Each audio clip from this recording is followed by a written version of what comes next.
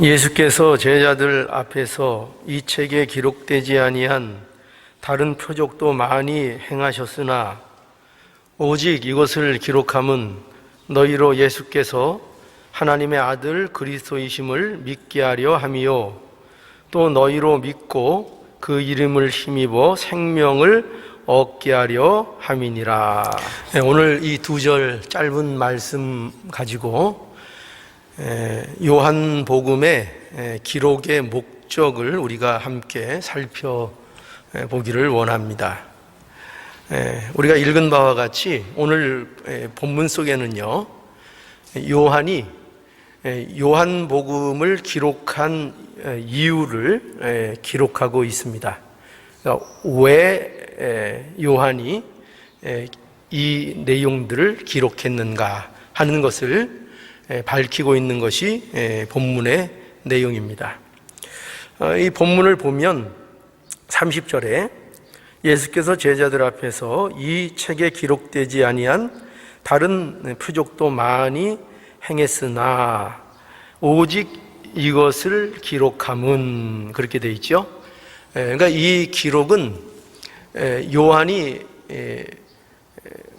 어떤 특별한 의도와 목적을 가지고 예수님께서 행하신 많은 일들이 있지만 그 가운데 특별히 선별하고 또 채택해서 기록했다라는 사실을 우리에게 보여줍니다.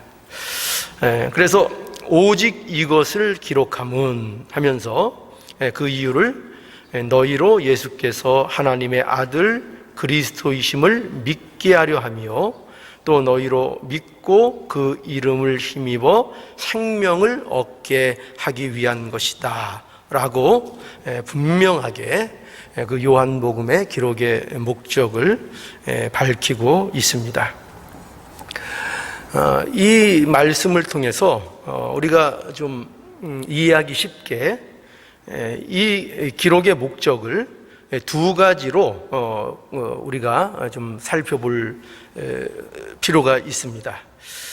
먼저 요한이 이 요한복음의 기록의 주된 목적을 이렇게 얘기합니다. 어떻게 얘기하냐면은 우리 읽은 대로 31절을 다시 보면 오직 이것을 기록함은 너희로 예수께서 하나님의 아들 그리스도이심을 믿게 하려 함이라 라고 말씀합니다. 그러니까 주된 목적, 요한이 얘기하고 있는 요한복음을 기록하고 있는 가장 그 중요한 기본이 되는 그 목적을 뭐라고 하고 있는가 하면은 예수께서 너희로, 그죠? 너희로 예수께서 하나님의 아들 그리스도이심을 어떻게 하게 해요? 믿게 하려 하는 것이 목적이다 해서 그 중요한 포인트는 예수를 믿게 하려는 것이 목적이다 라는 것을 분명히 여기 밝히고 있는 것을 이제 확인하게 됩니다. 그런데 여기에서 여기 너희로 이렇게 돼 있죠. 너희로. 이 너희로라는 이 말은요, 믿는 사람들을 얘기합니다. 물론 믿지 않는 자가 이 요한복음의 독자가 될 수도 있습니다. 그러니까 무슨 말인가 하면은 믿지 않는 자도 이 성경을 통해서 이것을 읽고 접하는 것을 통해서 그들이 예수를 영접하고 믿음을 갖게 되는 그런 역사가 일어날 수 있습니다. 그것이 이 하나의 중요한 일종의 성경을 기록하고 있는 또 요한복음을 기록하고 있는 중요한 목적인 것이 분명합니다. 그러나 오늘 본문에서 우리가 분명하게 알아야 될 것은 1차적인 대상이 누구냐, 이 요한복음을 기록하고 있고 이것을 보도록 의도하고 있는 1차적 기본적인 대상이 누구냐 하면 그게 너희들인데, 그것이 누군가 하면은 바로 예수를 믿는 자들, 그러니까 믿음이 있는 자들을 얘기하고 있는 것입니다. 그래서 우리는 이것이 1차적으로 예수를 믿는 자들에게 주시는 하나님의 말씀이다라는 것을 이해할 수 있어야 됩니다. 그래서 여기에서 이 믿게 한다라는 그 뜻이 있는데, 이 믿게 한다는 것도 그런 의미에서 이것이 중요한 결정을 해야 됩니다. 뭐냐면 이 믿게 한다는 것이 예수님을 영접하게 한다는 의미이냐, 아니면 믿게 한다는 것이 믿는 자가 믿음을 더 견고히 해야 한다는 그런 뜻이냐 하는 것을 우리가 분명히 구분할 수 있어야 됩니다. 그래서 오늘 이 말씀 속에서 물론 아까 말씀드린 대로 이것이 주님을 영접하는 면에 있어서 믿는 자, 믿게 한다라는 의미도 그 가운데 있을 수 있지만, 1차적으로 가장 근본이 되는 뜻은 뭐냐면은 예수를 믿음에 있어서 그 믿는 자들이 계속적인 믿음을 유지하게 한다라는 의미를 갖고 있는 것입니다. 그러니까 믿음의 유지를 얘기하는 거예요. 우리가 믿고 있잖아요, 그죠? 성도들은 이미 믿음을 가진 자들인데 그 믿는 자들로 하여금 믿음을 계속적으로 그 믿음을 유지하도록 하는 목적을 가지고 이 요한복음을 요한이 기록하고 있다라고 설명하고 있는 것입니다. 또한 믿음의 분발, 그러니까 믿음의, 다른 말로 얘기하면 믿음의 성장 또는 믿음의 진보, 이런 말을 쓸 수 있겠죠.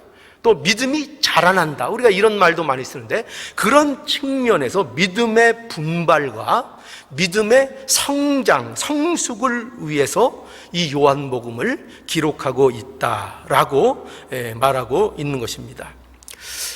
그러니까 이 요한복음을 기록한 주된 이유, 그것을 이렇게 정리할 수 있겠죠.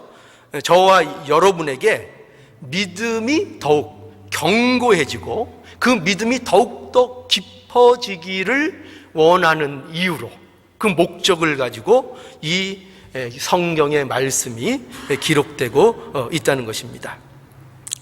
자, 여러분, 제가 한번 질문 한번 하죠. 오늘 본문이 몇 절입니까? 30절이죠, 그죠? 20장 30절입니다.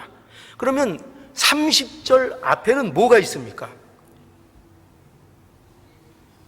29절이 있죠, 그죠? 허탈하십니까? 그러면 다시 묻죠. 29절 앞에는 뭐가 있습니까? 이제 자신 있게 말씀하시네. 28절이 있습니다. 자, 그럼 28절 한번 읽어볼까요? 28절. 도마가 대답하여 가로되 나의 주시며 나의 하나님이시니이다. 예수께서 가라사대 너는 나를 본고로 믿느냐? 보지 못하고 믿는 자들은 복되도다 하시니라.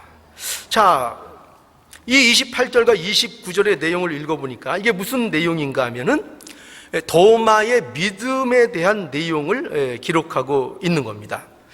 도마는 우리가 아는 바와 같이 예수님을 믿는 제자였습니다. 그렇죠?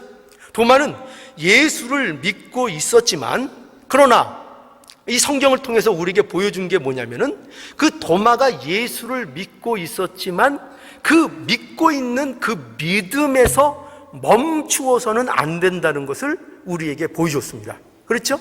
그래서 그 믿음이 멈추면 안 되고, 도마의 믿음은 더욱더 어떻게 돼야 되는 겁니까? 더욱더 깊어져야 되고, 그 믿음이 믿음에서 믿음으로 더 깊은 세계로, 더 깊은 믿음의 진보로 나가야 될 것을 도마를 통해서 우리에게 보여주셨습니다. 그래서 부활하신 예수님께서 도마를 찾아오시고, 그 찾아오신 그 사건, 그 만남을 통해서 도마의 믿음이 어떻게 됐다고요? 더 깊어졌죠. 그렇죠? 그리고 그 믿음의 변화가 일어났죠. 그 믿음이 어떻게 깊어졌습니까? 어떻게 깊어졌죠? 우리 설교 들으셨잖아요. 그 도마의 믿음이 어떻게 깊어졌죠? 그 깊어진 내용을 그의 고백 속에서 만나게 되죠. 어떤 고백을 했습니까? 28절에 있는 바와 같이 도마가 대답하여 가로되 뭐라고요? 나의 주시며 나의 하나님이십니다 라고 예수님에 대해서 고백을 한 것입니다. 그러니까 이 고백은 내가 단순한 고백이 아니라고 말씀드렸죠. 단순히 예수님, 나의 하나님 이렇게 부르는 어떤 호칭적으로 부르는 그런 부름이 아니고 이것이 주인이 바뀌었다는 의미라고 얘기했죠. 이 고백 속에서 무엇을 나타내는가 하면은 예수님께서 나의 주인이십니다. 예수님께서 나의 하나님이십니다. 이 고백을 도마가 했다고 말씀드렸습니다. 지금까지 도마의 믿음은 믿음이 있었지만 어떤 믿음이었는가 하면은 내가 주인이었던 거예요. 그렇죠? 내가 주인이었고 내가 내 믿음의 중심의 자리에 위치하고 있었어요. 믿음이 없었던 게 아니에요. 믿고 있었지만 그 믿음의 중심의 주체가 누구였는가 하면은 도마 그 자신이었던 것입니다. 그 믿음이 어떻게 바뀌었다고요? 이제 예수님이 그 믿음의 주체가 되시고 예수님이 그 믿음의 중심이 되는 믿음으로 그 도마의 믿음이 깊어지고 그 믿음이 견고해지는 도로 도마가 나아가게 되었던 것입니다. 자, 그렇게 말씀하시고 그런 내용을 우리에게 보여주고 그리고 그 도마에 대한 도마의 믿음에 관한 말씀 끝에 나오는 것이 뭐냐? 오늘 본문 30절과 31절의 내용입니다. 그러니까 여러분 잘 생각해 보세요. 왜 이것이 이렇게 연결되고 있는가? 성경은 그 조합이 그저 막무가내로 조합된 것이 전혀 없어요. 전부 다 어떤 연관과 문맥과 어떤 연결 속에서 그 의미를 우리에게 전달하고 있다는 것을 우리는 놓치지 말아야 합니다. 왜 도마의 믿음에 관한 끝에 이 30절과 31절의 말씀이 붙어 있는 걸까요? 그것은 바로 이런 이유 때문에 그렇죠. 뭐냐면 도마의 이 믿음 말이죠. 도마에게 있어서 변화한 믿음, 도마에게 있어서 깊어진 이 믿음과 오늘 본문에서 얘기하고 있는 이거요. 너희로 예수께서 하나님의 아들 그리스도이심을 믿게 하려 함이라 하는 이 목적에서 얘기하고 있는 이 믿음과 어떻다는 거예요? 그 맥락을 같이 하고 있는 믿음이라는 것을 설명하고 있는 것입니다. 그러니까 이 믿음은 도마가 그 믿음의 주체가 바뀐 그 믿음이 깊어지고 그 믿음이 견고해진, 즉 예수를 만남으로 그러한 믿음의 변화가 있었던 그 믿음처럼 바로 요한복음을 기록한 목적 또한 성도들의 믿음의 견고함과 그들의 믿음의 깊어짐을 목적으로 하여 도마가 얻었던 그 믿음을 그들도 누리고 그 믿음 속에서 풍성해지는 역사가 있기를 원하는 목적으로, 그 목적으로 이 말씀을 기록하고 있다, 이렇게 설명하고 있는 것입니다. 그러니까 요한복음에 기록된 주된 목적은 바로 성도들의 계속적인 믿음, 그리고 믿음의 깊어짐, 견고함, 그것을 그 기록의 목적으로 하고 있다라는 것을 분명하게 밝히고 있는 것입니다. 그런데요, 요한은 이것으로 그 목적을 설명하는데 끝내지를 않고 있습니다. 요한은 이 기록한 주된 목적에 이어서 또 하나의 목적을 기록하고 있어요. 그런데 이 목적은, 아까 말씀드린 목적은 그것이 주된 목적이었다면 이제는 최종적인 목적을 요한이 이제 말합니다. 그런데 그것이 뭐냐? 그것이 뭔가 하면 31절 하반절에 나타나 있죠. 한번 봅시다. 31절 하반절. 거기 또 이렇게 돼 있죠. 31절 하반절에 보면 또 너희를 믿고 그 이름을 힘입어 생명을 얻게 하려 함이니라. 자, 여기 보십시오. 요한이 요한복음을 기록한 주된 목적, 그게 뭐라고 말씀을 드렸죠? 그것은 예수께서 그리스도이심을 믿게 하려는 것, 그렇죠? 그것이 주된 목적이었습니다. 그리고 그 믿음, 그러니까 예수가 그리스도이심, 예수가 하나님의 아들 그리스도이심을 믿게 되는 그 믿음을 통해서 최종적으로 성도들에게 도달하게 하려는 최종적인 목적이 뭐냐? 그거 이제 밝히고 있는 거예요. 그게 뭐냐 하면 바로 뭐라고요? 그 성도들로 하여금 생명을 얻게 하려는 것이라. 이렇게 말씀하고 있는 것을 보게 됩니다. 그런데 여기서 말하고 있는 이 생명을 얻는다 하는 이 말씀도요, 어떤 의미에서 우리가 더 정확하게 의미를 알아야 되는가 하면 바로 생명을 풍성하게 누리게 된다는 의미를 가지고 있는 것입니다.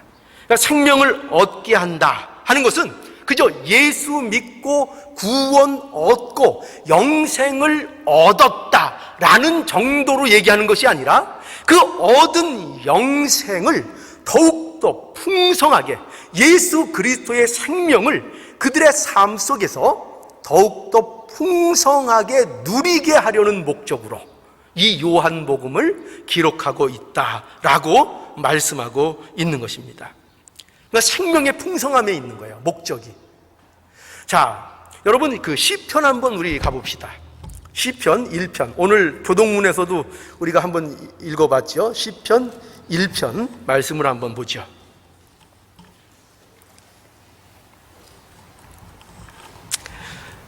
1절입니다. 복 있는 사람은 악인의 길을 좇지 아니하며 죄인의 길에 서지 아니하며 오만한 자의 자리에 앉지 아니하고 오직 여호와의 율법을 즐거워하여 그 율법을 주야로 묵상하는 자로다. 저는 시냇가에 심은 나무가 시절을 좇아 과실을 맺으며 그 잎사귀가 마르지 아니함 같으니 그 행사가 다 형통하리로다. 자, 여기 보세요. 이 말씀 보면은 보십시오. 여기 복 있는 사람이 누구인가? 그걸 기록하고 있죠. 복 있는 사람이 누굽니까? 복 있는 사람을 어떻게 설명하고 있죠? 여기서는요, 복 있는 사람에 대해서 크게 두 가지로 이렇게 접근하고 있어요. 근데 한 가지 접근은 뭐냐면 소극적이고 부정적인 측면에서 복 있는 자가 누구인가 라는 것을 먼저 설명하고 있습니다. 그래서 어떻게 설명하고 있는가 하면은 그는 복 있는 자는 어떤 사람이냐 할 때 그 사람은 안 하는 자래요. 무엇을 안 하는 자가 복된 자라고 먼저 부정적이고 소극적으로 설명하고 있어요. 뭐를 안 하는 것입니까? 뭘 안 한다고요? 악인의 꾀를 쫓지 않는다고요. 이게 복 있는 사람이라는 거예요. 또 죄인의 길에 서지 않는다고 얘기하고 있고 또 뭘 얘기하고 있습니까? 오만한 자의 자리에 앉지 않는다고 설명하고 있어요. 이거는 말씀드린 것처럼 소극적이고 부정적인 측면에서의 접근이에요. 안 하는 거예요. 복 있는 사람은 안 할 것을 안 하는 것이 복 있는 사람이에요. 그렇죠? 안 갈 곳을 안 가는 것이 복 있는 사람의 그 태도고 그 모습이에요. 그런데 여러분, 이것도 복된 자의 모습이지만 정말 복 있는 자의 모습은 이것으로 그치면 안 돼요. 이건 반쪽짜리예요. 이것으로 그치면 안 되고 반드시 복 있는 사람은 적극적인 면을 갖고 있어야 돼요. 근데 그 적극적인 면이 무언가 하면은 하는 거죠. 그죠? 하는 것인데 무엇을 하는 것입니까? 적극적인 의미에서 무엇을 하게 돼 있죠? 바로 여기 돼 있잖아요. 어떻게 돼 있습니까? 여호와의 율법을 즐거워하고 그 율법을 주야로 묵상하는 것이에요. 그렇죠? 하는 겁니다. 이건 여호와의 율법을 즐거워하는 것이고 여호와의 율법을 주야로 묵상하는 거예요. 적극적으로 말씀 앞에 서는 삶을 살아가는 거예요. 말씀 앞에 적극적으로 나가고 그 말씀 앞에 서는 것입니다. 그런 자가 복된 자다. 복이 있는 자예요. 그러니까 이 소극적이고 부정적인 면과 이 적극적이고 긍정적인 이 면을 모두 갖고 있어야 이것이 참으로 복 있는 자라고 말할 수 있는 거예요. 왜 그 사람이 복 있는 자죠? 왜 그런가 하면 이 사람이야말로 어떤 모습으로 살게 되느냐 할 때 어떻게 설명하고 있습니까? 시냇가에 심기운 나무와 같이 된다고 하고 있어요. 그죠? 여러분, 시냇가에 심기운 나무가 어떤 모습입니까? 그 나무는요, 가뭄이 들어도 풍성할 수 있어요. 그렇죠? 풍성을 누리는 겁니다. 그 나무는 일반 나무와는 달라요. 그 나무는 어떠한 처지와 어떠한 환경 속에서도 시냇가에 심겨준 나무는 그 가시를 날마다 풍성히 맺는 풍성함을 누리는 나무인 것입니다. 우리 신자의 삶이 그렇다는 거예요. 우리 신자에게 있어서 바로 이것을 목적으로 요한복음, 성경 말씀을 기록해서 우리들에게 허락해 주시고 있다는 거예요. 그러니까 우리는 성경 말씀을 통해서 무엇을 누릴 수가 있습니까? 믿음이 더욱더 깊어지는 것을 누리고 우리의 믿음이 더욱더 견고해지는 것을 이 하나님의 말씀을 통해서 우리가 누리게 되는 것이고, 그 믿음을 통해서 우리의 영적인 풍성함, 예수님께서 우리에게 허락하신 그 생명의 풍성함을 우리가 누릴 수 있는, 환경과 조건에 상관없이 누릴 수 있는 그러한 풍성한 삶의 사람들이 되어진다는 것입니다. 여러분, 그러니 우리는 이 말씀을 분명히 기억하셔야 됩니다.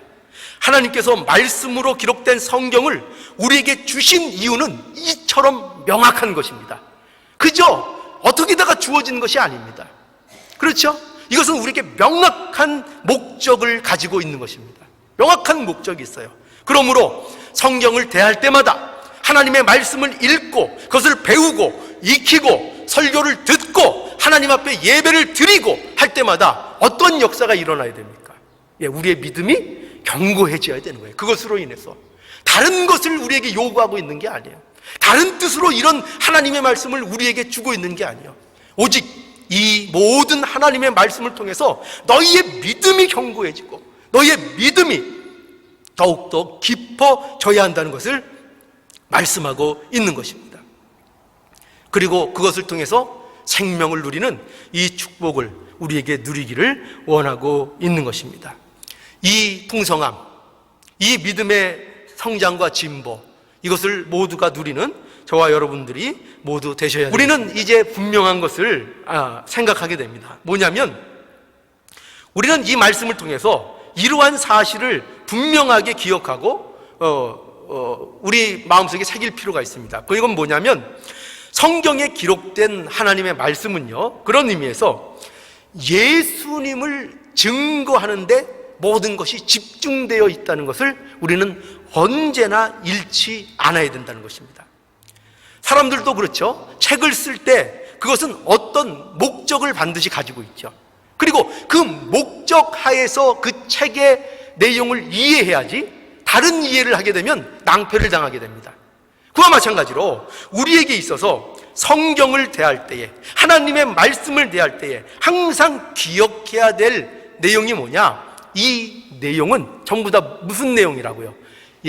예수님에 관한 내용이라는 것, 예수님을 증거하기 위한 모든 내용으로 집중되어 있다는 것을 우리는 분명히 항상 생각하면서 성경을 대해야 한다는 것입니다. 여러분, 오늘 그 본문 30절에 보니까요, 한번 본문으로 한번 돌아가 볼까요? 본문 30절에 보니까 예수께서 제자들 앞에서 이 책에 기록되지 아니한 다른 표적도 많이 행하였으나 오직 이것을 기록함은 하고 하는 말씀을 우리가 다시 한번 이제 보게 됩니다. 요한은 이렇게 얘기하는 겁니다. 뭐냐면 예수께서 이 책에 기록한 표적만 행한 것이 아니고 수많은 표적을 예수님께서 행하셨다는 거예요. 그런데 요한은 그 표적들 중에, 즉 예수님께서 행하신 많은 표적 중에서 요한은 특별한 목적을 가지고 선별해서 그 내용을 오늘 기록하고 있다라고 말하고 있는 것을 이제 보게 됩니다. 이런 내용은 그 요한복음 그 맨 끝에 21장 25절에도 보면 확인할 수 있어요. 한번 21장 25절 한번 보시겠습니까? 거기 보면 예수의 하신 일이 이 외에도 많으니 만일 낱낱이 기록된다면 이 세상이라도 이 기록된 책을 두기에 부족할 줄 아노라. 그렇죠? 그러니까 이 뭘 얘기하는 거죠? 예수님께서 행하신 일들이 얼마나 그것이 방대하고 많고 많은 일들을 하셨는지 그 모든 내용을 일일이 기록하려면은 그냥 도서관이 문제가 아니고 세상에 그 책을 다 넣어도 부족할 만큼 예수님께서 많은 일들을 행하셨다고 말씀하고 있는 겁니다. 그런데 요한이 그런 모든 일들 중에 어떻게 했다고요? 특별한 내용들을 선별하고 채택해서 기록하고 있다는 것을 우리에게 보여주고 있는 것입니다. 그러니까 요한복음에 기록된 특별히 7가지 표적이 그런 거죠. 어떤 표적이 있었죠? 가나안 혼인잔치에서 물로 포도주를 만든 그 기적이 있었습니다. 그거 기록하고 있고요. 또 왕의 신하의 아들을 고쳐준 사건도 기록하고 있고요. 또 베데스다 연못가에서 38년 된 병자를 고치신 일도 기록하고 있고요. 또 물고기 2마리와 보리떡 5개로 5,000명을 먹이신 그 일도 기록하고 있고요. 또 무리를 걸으신 일도 기록하고 있고, 또 날 때부터 소경된 자를 뜨게 하신 일도 기록하고 있고, 또 뭐가 있습니까? 죽은 나사로를 살리신 내용도 기록하고 있어요. 그리고 이제 그 모든 표적의 절정이라고 할 수 있는 마지막 부분에, 맨 마지막 부분에 예수 그리스도께서 부활하셔서 그 제자들에게 나타나고 계신 것을 우리에게 보여주고 있습니다. 그러니까 이런 내용들을 누가 기록하고 있다고요? 요한이 어떻게 기록했다고요? 선별한 거예요. 어떤 목적을 가지고? 요한은요, 한 가지 목적밖에 없는 거예요. 이런 내용들을 선별할 때에 기준이 오직 하나밖에 없었던 거예요. 뭐냐면 예수가 누구이신가를 증거하기 위한 가장 적합하고 가장 합당한 말씀 또는 표정들만을 선별하여 요한이 기록하고 있다는 것입니다. 그러니까 이 요한의 모든 수고는 오로지 한 가지의 목적이 있는 거예요. 뭡니까? 자신의 어떤 똑똑함을 나타내려고 하는 것입니까? 아니면 자기네 어떤 지식이 있음을, 자기가 어떤 명예로움을, 그런 것을 위해서 이 요한이 기록하고 있습니까? 그것이 아니죠. 그것이 아니고 오직 예수 그리스도가 누구신가, 예수 그리스도가 어떠한 분이신가, 이것만을 나타내고 이것만을 증거하기 위하여 성경의 내용을 기록하고 있다는 것입니다. 그러니까 이거는 요한복음만 그런 게 아니죠. 성경의 모든 내용이 그렇다는 거예요. 하나님께서 성경의 기록자들을 통해서 그들을 성령에 감동시켜서 그들에게 기록하게 한 모든 내용이 무슨 내용으로 되어 있다고요? 예수님을 거기에서 보게 하기 위해서 예수님께 모든 것이 집중되어 기록되고 있다는 것을 우리에게 분명하게 말씀하고 있는 것입니다. 여러분, 이러한 사실을 우리가 분명히 알진데 우리가 하나님의 말씀을 통해서 무엇을 목적해야 되겠습니까? 그 성경을 말씀을 통해서 우리는 예수 그리스도를 말씀 속에서 보아야 하는 것입니다. 어떤 말씀 속에서도 예수 그리스도께서 우리에게 베푸신 그 놀라운 은혜와 그 십자가와 그 부활과 그 복음의 역사를 모든 내용 속에서 발견할 수 있도록 하나님께서는 우리에게 성경 말씀을 허락해 주신 것입니다.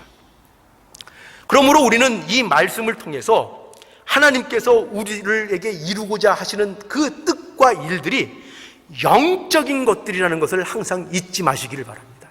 영적인 거예요.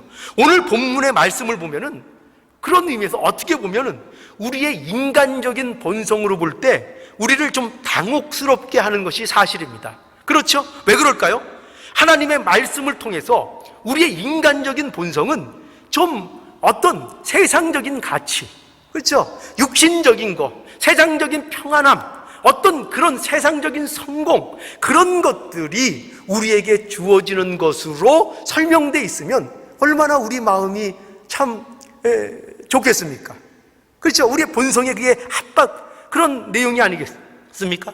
그런데 오늘 본문 속에는 그렇게 돼 있지 않고 모든 요한복음을 기록한 목적, 성경을 기록한 목적이 영적인 이유로서 우리에게 설명되고 있는 것을 보게 되는 것입니다. 그래서 우리는 이 모든 하나님의 말씀을 통해서 세상적인 가치를 높이거나 어떤 세상적인 성공을 꿈꾸는 것으로 하나님의 말씀을 대할 때 기대해서는 안 되고, 어떤 것을 기대해야 된다고요? 여러분들은 뭘 기대하십니까? 우리가 날마다 하나님의 말씀을 대할 때에 이 말씀을 통해서 과연 기대하고 소원하는 것이 무엇인가를 여러분들이 한번 곰곰이 점검해 보시기 바랍니다. 이 말씀을 읽고 이 말씀을 배우고 이 말씀을 익혀서 여러분들이 추구하고 목적하는 것이 무엇인가를 생각해 보시기 바랍니다. 이 목적과 맞습니까? 요한이 성경을 기록한 그 목적과 맞습니까? 하나님께서 성경을 기록하게 하셔서 우리에게 이루고자 하시는 그 목적과 그것이 부합한 것입니까? 우리는 이것을 통해서 우리의 믿음의 견고함과 우리의 영적인 생명의 풍성함을 누리기를 기대하고 소원하고 계십니까? 그것을 소원해야 된다는 거예요. 그것이 우리가 말씀을 바로 대하는 자세인 것입니다. 그걸 우리에게 말씀하고 있는 거예요. 자, 그래서 우리는 이러한 말씀을 대함을 통해서 우리는 하나님의 말씀을 대할 때에 과연 내가 무엇을 기대하고 무엇을 소원하고 있는가를 곰곰이 점검할 수 있는 저와 여러분들이 되어서, 만약에 우리가 아직도 하나님의 말씀을 통해서 세상적인 가치나 세상적인 성공이나 어떤 육신적인 것을 소원하고 기대하는 것으로 하나님의 말씀을 대하고 있다면 거기에서 우리는 벗어나야 됩니다. 거기서 일어나야 됩니다. 그래서 성경이 요구하는 참된 목적을 바라볼 수 있는 우리의 믿음이 되어야 할 것입니다. 이것이 주님이 우리의 믿음의 주체가 되는 그런 믿음이라고 할 수 있는 것입니다. 내가 주인의 믿음이 아니고요. 여러분, 만약에 저와 여러분들이 이러한 말씀을 통해서 믿음의 성장이 이루어지지 않고 있고 생명의 풍성함이 누려지지 않고 그러면은 저와 여러분들은 분명히 점검을 해야 됩니다. 어떤 점검을 해야 될까요? 우리가 말씀을 어떻게 생각하고 하나님의 말씀을 대하고 읽고 있는지 분명히 점검을 해야 됩니다. 분명히 성경을 자기 욕심으로 대하고 있을 것입니다. 자기 욕심으로요. 내가 원하는 것으로요. 내 욕심을 기대하고 소원하는 것으로 하나님의 말씀을 보고 있을지 모르겠습니다. 그래서요, 세상 사람들은 성경을 많이들 읽습니다. 세상 사람들도. 근데 그들은 다 어떤 식으로 성경을 대하죠?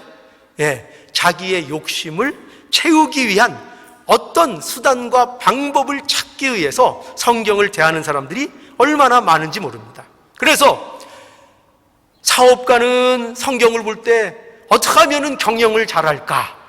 그 성공 작전을 어떤 지침을 받기 위해서 성경을 보기도 하고, 어떤 사람은 성경 속에서 어떤 윤리나 도덕을 찾기도 하고, 어떤 사람은 그것을 통해서 자기가 어떻게 하면은 이 세상에서 성공을 얻을 수 있을까라는 그 성공의 방법을 뽑아내려고 성경을 읽고 성경을 보는 사람도 많이 있다는 것입니다. 그거는 안 된다는 거예요. 물론 하나님의 역사가 그 가운데 있어서 그 가운데 또 믿음의 역사를 일으켜 주실 수 있겠죠. 그러나 믿는 자들에게 있어서 어떻게 해야 된다고요? 더 이상 그런 목적으로 성경을 대해서는 안 될 것입니다. 우리는 분명히 하나님이 원하시는 그 목적을 가지고 성경을 대해야 할 것입니다. 자, 오늘 우리가 이와 같이 요한복음을 기록한 목적을 우리가 살펴보았습니다. 이 확인된 사실을 통해서 저와 여러분이 분명히 이제 성경을 대하는 기준이 달라질 수 있기를 원합니다. 그리고 말씀을 통해서 여러분의 믿음이 견고해지고, 그 말씀을 통해서 견고해진 믿음을 통해서 여러분들이 갖고 있는, 여러분들의 허락하신 그 예수의 생명이 여러분들 안에서 더욱 더욱더 풍성해지는 그런 역사가 이 하나님의 말씀을 통해서 날마다 넘쳐나기를 오늘 말씀을 통해서 간절히 원하는 것입니다.